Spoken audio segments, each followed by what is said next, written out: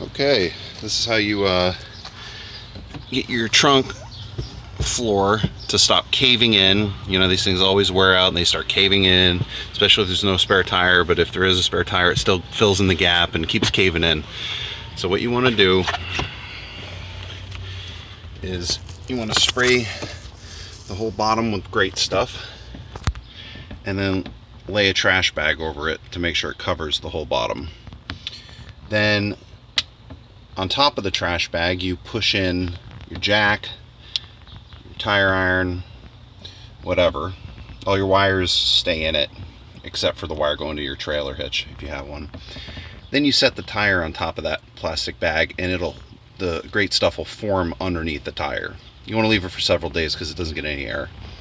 And then after you do that, lay a plastic bag over the top of the tire and over the top of the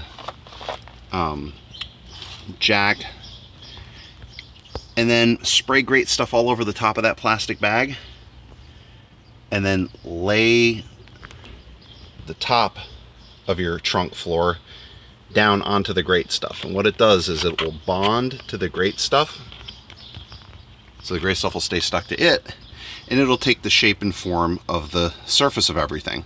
There's the imprint of the tire, and this extra area, bunch of Great Stuff here, is just to go over the jacks. There's no rattling or anything like that.